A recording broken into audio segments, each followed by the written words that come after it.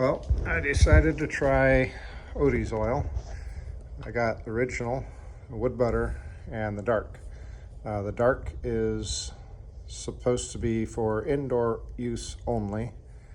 The original is supposed to be indoor or outdoor and supposed to be amazing at waterproofing. And the benefit, I think, to this would be, well, it takes a little elbow grease to put on. With this, you could easily just add another layer after wiping off the grime add another layer onto your project after you clean the grime off. The wood butter here, I guess, is like a finishing wax.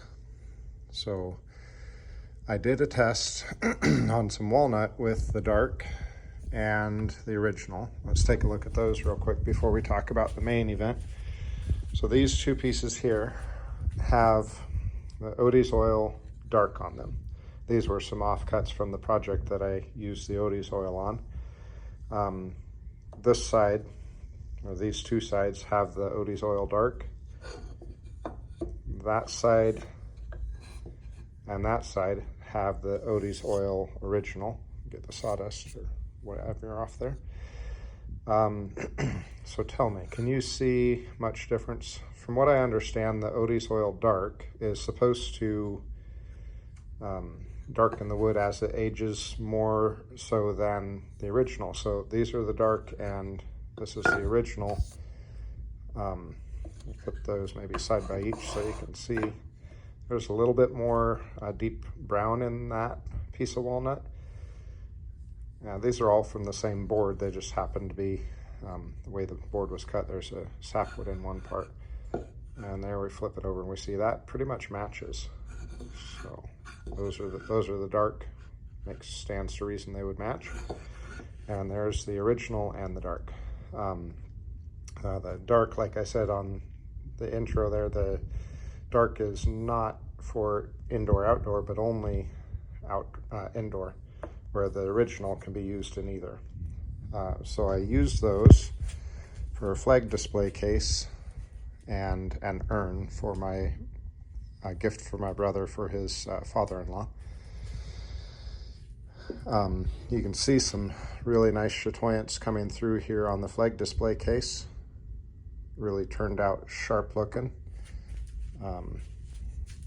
I just do the 45 at the top and then at the bottom, and then I use the 22.5 using my Incra crosscut sled for the trim piece. Cleans it up really nice looking.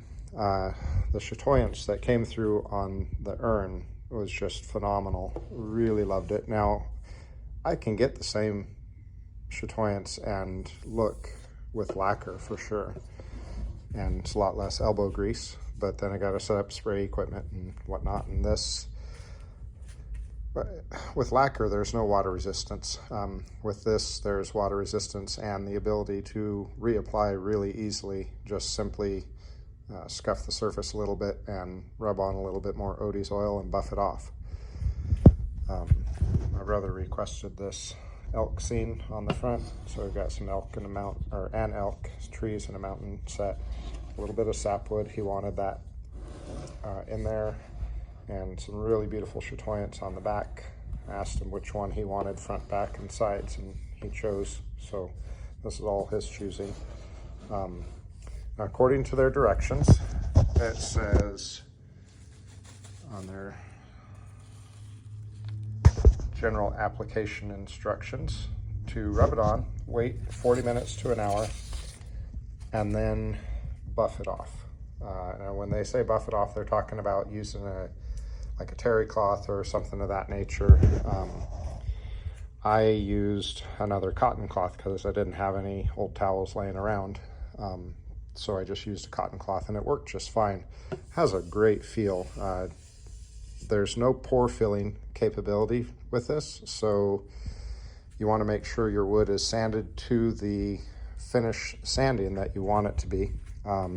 What I chose to do on this, you can see some of the shavings back there, I planed and card scraped until everything was glass smooth, and then I put the Odie's oil on.